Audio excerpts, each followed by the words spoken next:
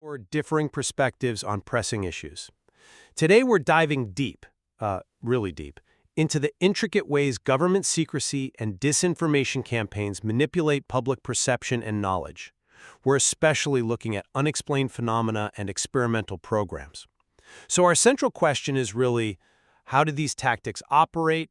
What are their psychological ramifications? And, maybe most urgently now, what's the potential for their amplification by advanced technology? My argument, essentially, is that these are deliberate, systematic efforts by powerful entities. They aim to control narratives, suppress dissent, and even experiment on human consciousness, essentially to shape reality itself, often with devastating consequences for individuals and society. And my perspective acknowledges, yes, absolutely, the reality of government secrecy and manipulation exists. But I'll be contending that the effects we see on public perception and on individual psychology are also profoundly shaped by, well, inherent human vulnerabilities, things like cognitive biases, and just the complex, sometimes chaotic nature of information itself. We really can't overlook the internal landscape when we're discussing external influence. Okay, so to ground us in this pretty complex terrain, let's start with a truly chilling example, the case of Paul Bennewitz. Now, this was a highly successful electrical engineer, an Air Force contractor even, who, quite by accident, stumbled upon genuine military secrets near Kirtland Air Force Base. He detected vulnerable Air Force transmissions, even observed classified experimental aircraft. So, instead of addressing these security breaches transparently, what did the Air Force do? Their Office of Special Investigations, the OSI, with involvement from the NSA, mind you, launched a multi-year disinformation campaign directly against him. An OSI agent, Richard Doty, systematically fed Bennewitz fabricated narratives, stories about hostile aliens, secret underground bases, mind-controlling chips. I mean, they even went so far as beaming fake alien transmissions into his home and secretly swapping his computer. This campaign, and it's tragic, it essentially destroyed the man's life. It led to psychiatric hospitalization, profound delusions, like believing aliens were injecting him through his wall. The key point here, I think, is that this wasn't just about hiding facts. It was about actively constructing a false reality for one specific person to the point of breaking his mind. And this kind of individual targeting, it seems, was part of a broader, more systematic strategy. We can see this laid out back in the 1953 Robertson panel. They recommended an integrated program to, and I quote, strip the unidentified flying objects of the special status they have been given. Their goal? To use mass media to reassure the public of the total lack of evidence of inimical forces. Essentially, the formula was, mystery plus some plausible explanation equals answer. The aim was really to marginalize any serious UFO research, making believers seem ridiculous or just plain nuts. These actions, to me, they're clear evidence of what some might call a deep state controlling information, deciding what to release or what to withhold, what to twist or present in a subtle, nuanced way that pushes what they want. And this connects directly to programs like Project MKUltra. This was the CIA's infamous program explicitly designed to control and even reprogram people's minds, create Manchurian candidates using LSD, other psychoactive drugs, often on unwitting subjects, and even, incredibly, to remove true memories and replace them with false memories. The fact that they deliberately destroyed so many MKUltra files just underscores this pattern of active cover-up. So this isn't just concealment, it's what some theorists call hyperstition, the active construction of new realities through weaponized language and controlled narratives. It's about shaping what we even perceive as real. I certainly hear the gravity in your argument, especially regarding the Bennewitz case. It's an undeniably deeply regrettable incident of government overreach, but I think it's also crucial to look at the initial motivations behind it. This operation, while yes, horrific in its outcome for Bennewitz, it did originate from a pretty clear objective of protecting genuine classified military secrets during the Cold War. The initial impulse, at least arguably, was defensive. It was addressing a perceived national security risk, not solely some, malicious intent just to destroy a person for its own sake. The tactics were extreme, absolutely, but the context does matter. Defensive maybe, but the methods? Oh, the methods were indefensible. I agree. But turning to this broader, deep state concept you mentioned, while governmental secrecy and influence are undeniably real forces, it's worth considering that these operations are often the products of vast bureaucratic systems. I mean, we're talking millions of employees, contractors, each with, varied incentives, often operating within pretty small networks of information. It's maybe less a perfectly coordinated, monolithic entity with a single sinister plan, and perhaps more a complex, sometimes fragmented organism with internal conflicts and misalignments. Now, turning to Project MKUltra. Despite its horrifying ethical violations, the documented cover-ups, the CIA itself initially claimed these mind control experiments were largely unsuccessful.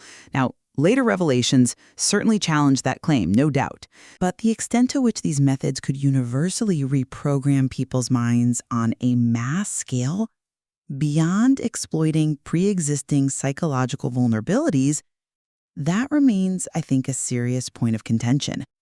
For disinformation and manipulation to be truly effective, they generally have to appeal to the person that it's operating on. They need to leverage existing hooks, tap into emotional resonance, or maybe pre-existing beliefs. This is really where individual psychology becomes central. As Carl Jung described it, our projection-making factor, our unconscious tendency to project internal stuff, thoughts, feelings, complexes, onto the external world. That can lead to what he called illusory relations. If an inner situation is not made conscious, he said, it happens outside as fate. What this suggests is if we don't understand our own internal psychological landscape, those unconscious bits can manifest externally, making us highly susceptible to external narratives. We might want to believe in certain conspiracies or explanations because they resonate with something deep inside us. So human susceptibility, the complex, often unconscious nature of the psyche, plays a huge role in how these campaigns affect individuals. It's not just, a blank slate being written upon. We also saw historically a strong prejudice against the use of drugs and the subsequent suppression of psychedelic research during the so-called drug war. And this really limited scientific understanding of consciousness, leaving individuals potentially more vulnerable to misinterpretations or external manipulation of those kinds of experiences, simply because we lacked the tools to understand our own minds better. Right. That's a crucial distinction you've raised there about the dynamic between, let's say, externally engineered narratives and inherent human vulnerabilities. And this brings us directly to our first core point. Are we really looking at deliberate, systematic psychological engineering from the top down, or is human susceptibility to narratives actually a more profound factor in how these tactics play out? My initial take is that it's clearly systematic psychological warfare. The Bennewitz case, it isn't just some anomaly. It's a chilling demonstration of deliberate, systematic psychological warfare. The government didn't just hide secrets, it actively engineered complex narratives. They directly experimented on human consciousness, not solely to protect classified information, but to control public perception and, yes, in Bennewitz's specific case, to induce profound mental instability. This involved targeted fabrication, memory manipulation, the calculated destruction of evidence. It was all designed to create what I'd call a vicious cycle of secrecy.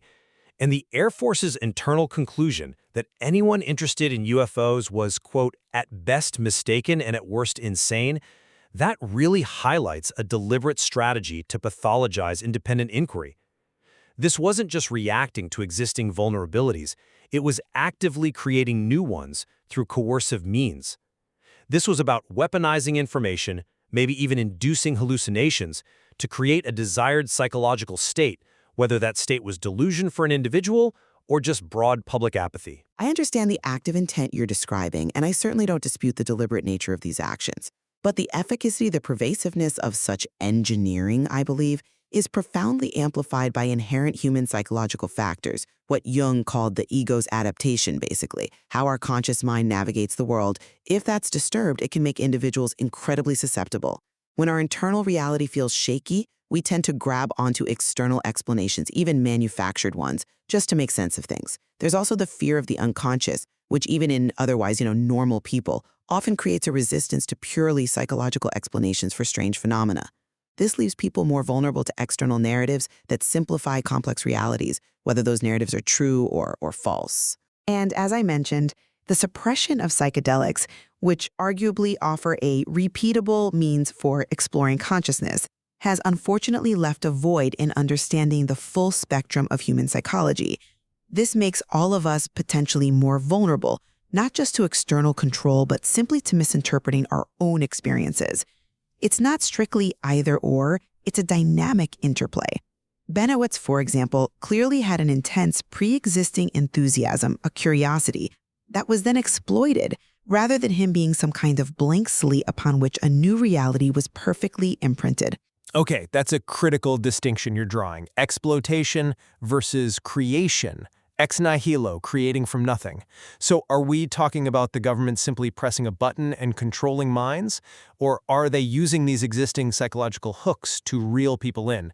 Where do you see the definitive line between those two, dissenter? The line, I'd argue, lies in the ultimate outcome in the individual's processing. While they can provide incredibly sophisticated stories, create convincing illusions, even manipulate sensory input to some degree, our minds are the ones that interpret and internalize them.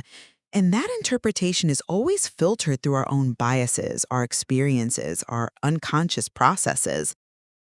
Even in extreme cases like Bennewitz, where the manipulation was severe and sustained, his mind still tried to make sense of the onslaught of new information. Sometimes, yes, erroneously, tragically so.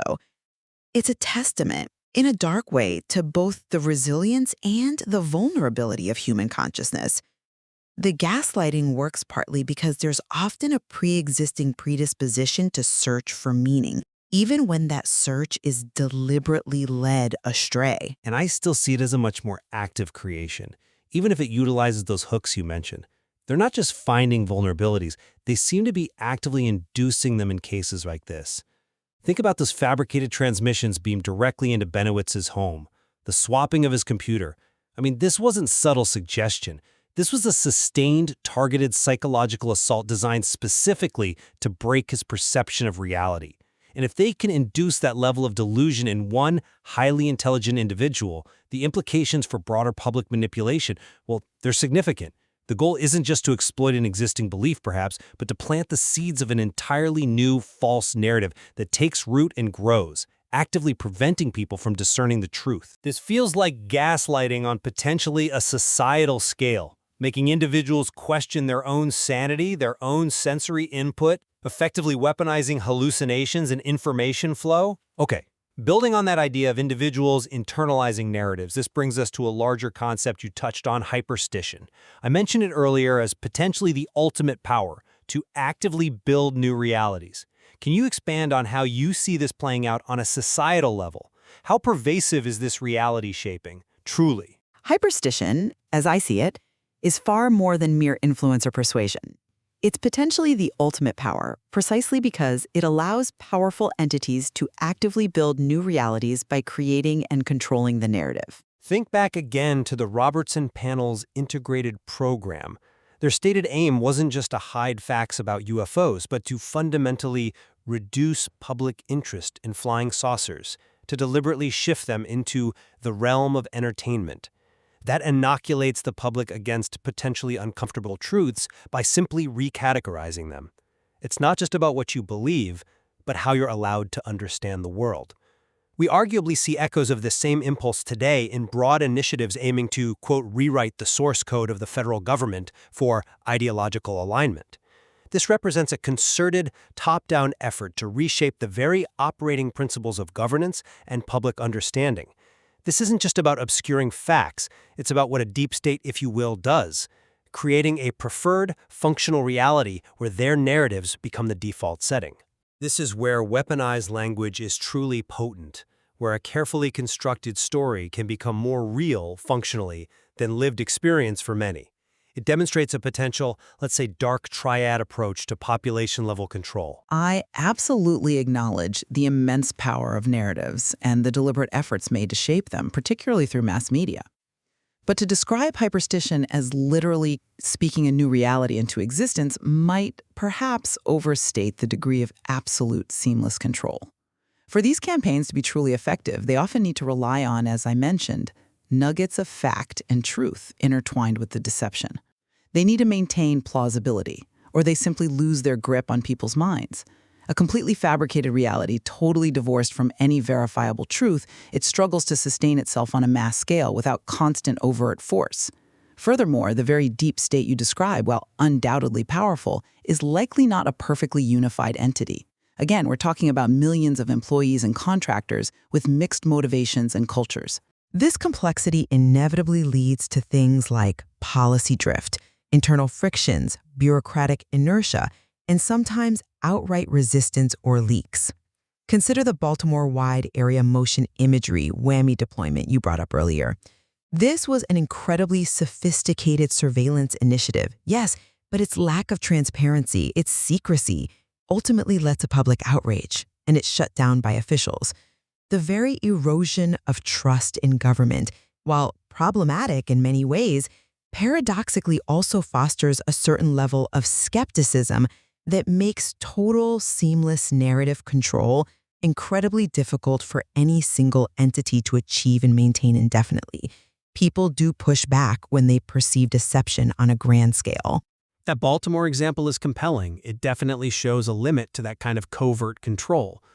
But dissenter, if you're arguing against hyperstition as this absolute, top-down, reality-shaping force, how do you fully account for these instances where public skepticism or internal friction does actually break the narrative or the control mechanism? Doesn't that suggest a fundamental vulnerability baked into even the most sophisticated systems of control? Oh, it absolutely suggests a vulnerability, a crimeful one, in fact. The very fact that the WAMI deployment had to be covert in the first place and then face such intense backlash when revealed proves that public acceptance, or at least acquiescence, is crucial for these things to function long-term. If the deception is too blatant or if it strays too far from observable reality or shared values, it tends to break down. The need for secrecy itself is almost a concession that the narrative or the program cannot stand entirely on its own merits without that concealment. It shows that even a highly sophisticated apparatus has to constantly calibrate against an unpredictable human factor: public opinion, ethical objections, internal dissent, which inherently limits the possibility of absolute top-down, unchallenged control. It suggests a constant battle. I agree. Not necessarily a guaranteed victory for control, but one where the power differential is still immense. The resistance in Baltimore was ultimately a reaction against a pre-existing attempt to impose a certain reality, not really an indication that such imposition is impossible from the start. The goal for those seeking control isn't necessarily achieving 100% universal belief in every single manufactured narrative. It might be more about creating a general framework of understanding and accepted reality where certain topics are automatically dismissed, certain questions are effectively pathologized, and certain convenient truths are widely accepted as default facts, even if they're heavily manipulated or outright manufactured. This is about how information and maybe even induced misperceptions or hallucinations can be weaponized to prevent people from ever perceiving the full picture or feeling empowered to challenge the dominant narrative. So if we accept that there's this ongoing tension between engineered narratives and human resilience or bureaucratic friction, how does the whole equation change with the advent of today's advanced surveillance technologies? You suggested earlier this poses an unprecedented threat. Can you maybe detail how you see these technologies amplifying the potential for control? I think the game fundamentally changes here.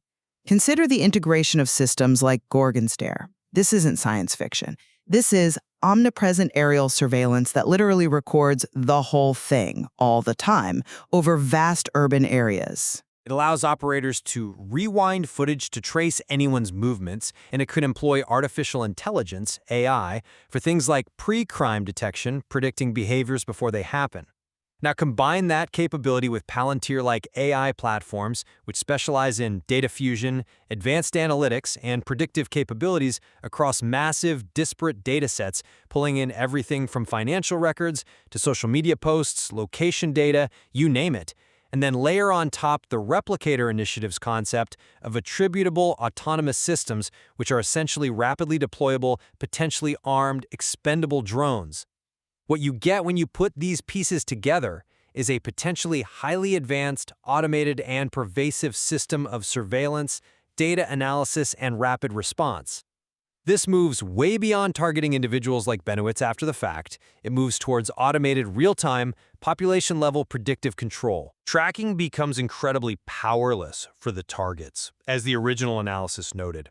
It doesn't just erode privacy in the old sense, it fundamentally shapes citizen behavior through the chilling effect of potential, constant observation and algorithmic judgment. We saw a glimpse of this potential, again, with the covert deployment of WAMI in Baltimore, a system that for a time was tracking essentially every single vehicle and person in specific areas, creating a truly digital panopticon. This feels like the ultimate toolkit for any entity, state or otherwise, with dark triad tendencies seeking pervasive control. Extremely serious ethical questions, especially around privacy and the potential for misuse. No argument there. However, I do want to challenge the notion of the inevitability of total, perfectly efficacious control emerging from them. Even the developers of WAMI systems, as you alluded to, have themselves expressed discomfort with the secrecy surrounding their deployment and acknowledged the clear need for public debate. One developer famously stated he had been waiting for this call for 15 years, the call from the press asking about the system, highlighting a moral and ethical tension within the very systems designed for control. And the Baltimore case itself, as we've both noted, demonstrated pretty clearly that a lack of transparency can backfire spectacularly, forcing the shutdown of a powerful surveillance initiative due to combined public and administrative outrage. While incredibly impressive and powerful, these systems still operate within complex human systems. Factors like, basic psychological factors like demotivation or the fear of psychological impact, even seen in controlled experimental settings, show inherent human unpredictability. The analogy sometimes used, mirror life, it kind of reminds us that life finds a way, even within highly engineered systems. Total, seamless control might always remain elusive when you're ultimately dealing with the intricate, often irrational, unpredictable human element and the inherent desire for autonomy and truth. So if I'm understanding you correctly there, even with, let's say, eyes everywhere and predictive AI running the show, the human element, whether that's the public pushing back when they find out, or maybe even internal dissent among developers or operators, that creates a kind of friction, a resistance, that prevents absolute, total, frictionless control? Precisely. Friction is a good word for it. And the very complexity of these integrated systems also means they themselves are prone to errors, ingrained biases reflecting their creators, and certainly unintended consequences. They can amplify existing societal biases just as easily as they can track movements. And just as they aim to predict, they can also be unpredictable in their own outputs, especially when confronted with novel human behavior or unexpected collective action that doesn't fit the training data. The dynamic interplay between ever-advancing surveillance and enduring human agency is, I think, a constantly shifting battleground. It's not a static, predetermined victory for total control, even if the tools are becoming alarmingly powerful. Friction, yes, but maybe not necessarily a full stop or not one we can rely on. These technologies are constantly evolving, becoming more sophisticated, more seamless, cheaper to deploy. The WAMI case showed public pushback after a discovery. The goal for those seeking maximum control would logically be to ensure that discovery never happens, or that dissent is anticipated and neutralized before it can gain any real traction. The integration of AI for pre-crime detection isn't just about identifying potential lawbreakers in the traditional sense, it's potentially about identifying potential dissenters, predicting social unrest, and shaping the information environment around targeted groups or individuals proactively. It becomes about managing perception and behavior before resistance can even form, not just reacting to it afterwards. The sheer scale and automation make individual resistance feel increasingly futile, and that feeling itself is a powerful psychological weapon. The very architecture of the modern data-driven world risks becoming a tool of passive control, shaping our perceptions and movements subtly, perhaps often without us even being fully aware. This has been a really illuminating discussion on a profoundly important and frankly quite disturbing topic. To summarize my perspective as we close out here, my argument fundamentally is that the evidence we've discussed overwhelmingly points towards a deliberate, sophisticated, and evolving apparatus of government secrecy and disinformation. From the truly devastating individual targeting we saw in the Bennewitz case to the chilling ambitions of MKUltra, we see a clear historical capacity for profound psychological manipulation and even reality shaping. The advent of advanced surveillance and AI systems, things like Gorgon Stare, Palantir-like AI, the Replicator Initiative, threatens to amplify these capabilities to an unprecedented, pervasive, and increasingly automated level. This, I believe, demands urgent awareness from all of us about the potential erosion of individual autonomy, privacy, and the very nature of discernible truth in our technologically advanced age.